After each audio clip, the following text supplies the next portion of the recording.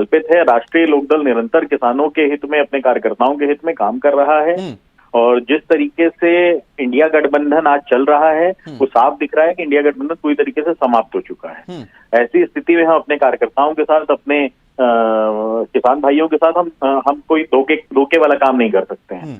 तो हम जब स्थितियां बिल्कुल साफ दिख रही हैं तो ऐसी स्थिति में राष्ट्रीय लोकदल ने अपना निर्णय लिया है और राष्ट्रीय लोकदल एनडीए गठबंधन के अंदर जुड़ने जा रहा है। साफ हो गया है, बिल्कुल मान लिया जाए। रोहित अग्रवाल जो आधिकारिक प्रवक्ता हैं आरएलडी के, उनकी बातों को यहीं पर मान लिया जाए कि अब आरएलडी जो है वो एनडीए के साथ है। नहीं, माननीय जयंत चौधरी जी की बाइट अभी आपने चलाई, मैंने देखा आपके चैनल पे, मेरे सामने खुली हुई है टीवी। माननीय जयंत चौधरी जी ने स्वयं ये घोषणा कर दी है कि राष्ट्रीय लोकदल एनडीए के साथ है और राष्ट्रीय लोकदल देश के विकास के लिए संकल्पित है। चौधरी चरण सिंह जी चाहते थे देश के किसान खुशहाल हों, देश के किसानों का विकास हो और यशस्वी प्रधानमंत्री मोदी जी का विजन भी कहीं ना कहीं वैसा ही है कि वो किसानों के प्रति काम करने की इच्छा रखते हैं। तो ऐसी स्थिति में राष्ट्रीय लोकदल पूरी तरीके से कटिबद्ध है अपने किसानों के प्रति, अपने कार्यकर्ताओं के प्रति, और हम एनडीए का हिस्सा है। देखिए, जिस तरीके से अभी कुछ दिनों पहले रामगोपाल यादव को हमने सुना, शिवपाल यादव को हमने सुना, उन्होंने कहा कि जयंत चौधरी हमारे साथ रहें या ना रहें, जाएं भी तो हमको कोई फर्क नहीं पड़ता। लेकिन जिस तरीके से अगर आरएलडी की बात की जाए तो पश्चिमी उत्तर प्रदेश में अपना वजूद है, कितना मजबूत करेंगे आप एनडीए को?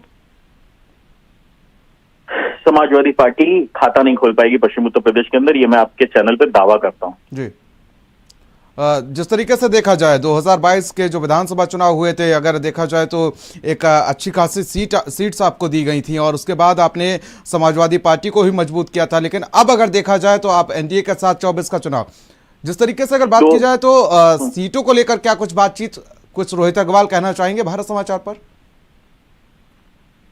नहीं, देखिए, वो जो भी चीजें हैं वो आपके सामने आ जाएंगी समय आते कि एनडीए में हमारे पास कितनी सीटें हैं। पर जिस तरीके से समाजवादी पार्टी आज काम करना चाहती है वो दिखाता है कि समाजवादी पार्टी जनता हित में बिल्कुल भी काम नहीं करना चाहती है। वो अपने सहयोगियों का सम्मान नहीं करती है, वो कहीं ना कहीं अपने सहयोगियों के साथ धोखा देने का काम कर रही है। तो ऐसी स्थिति में इस गठबंधन में रहने का कोई मतलब नहीं है। देखिए, जब आपको सीट का बंटवारा करना था उस समय आप न्याय यात्रा लेके निकल लिए। आप किसको न्याय दिला रहे हैं, क्या न्याय दिला रहे हैं, क्या मुद्दे हैं आपके, आपको खुद नहीं पता, आपके कार्यकर्ताओं को नहीं पता। परंतु जब जो सही चीज करनी है उस समय आप कुछ और कर रहे हैं, तो ये दिखाता है कि आप कितना सीरियस है अपने गठबंधन को लेके। देखिए, 4 इंडिया की गठबंधन की बैठक होने के बाद भी आज भी क्लैरिटी नहीं है कौन किस सीट पे लड़ेगा, क्या लड़ेगा। तो ऐसी स्थिति में इस गठबंधन का कोई मायने नहीं रखता है। ना समाजवादी पार्टी और ना कांग्रेस का कोई वजूद बचा है अब उत्तर प्रदेश के अंदर। 2022 में राष्ट्रीय लोकदल की एक लहर चली थी जिसने कहीं ना कहीं पूरे प्रदेश के अंदर एक माहौल क्रिएट करने का काम किया था। समाजवादी पार्टी उसको भी नहीं संभाल पाई। तो ऐसी स्थिति में रोहित, आप बने रहिए हमारे साथ, मैं लौटूंगा आपके पास। हमारे साथ फखरुल हसन जी, समाजवादी पार्टी के प्रवक्ता हैं, हमारे साथ जुड़ चुके हैं। फखरुल जी, बहुत बहुत स्वागत है आपका।